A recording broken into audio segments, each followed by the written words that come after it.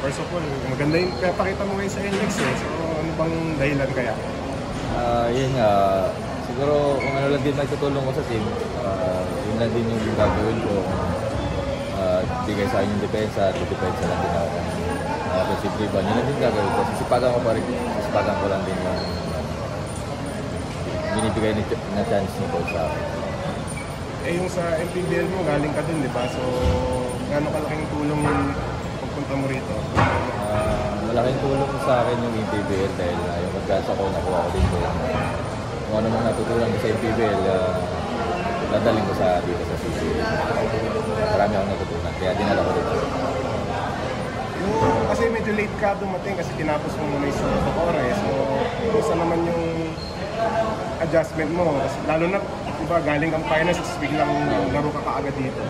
Ayun, hindi nakapagpahinga. Ganyan talaga. Saka na lang ako magpapahinga pagka na-break na kami. Pero trabaho pa rin.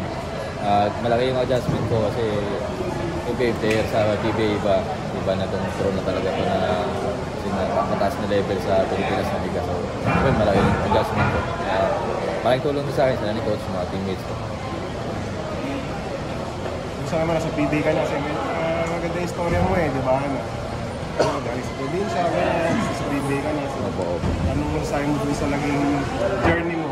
Dito, from doon to PBA?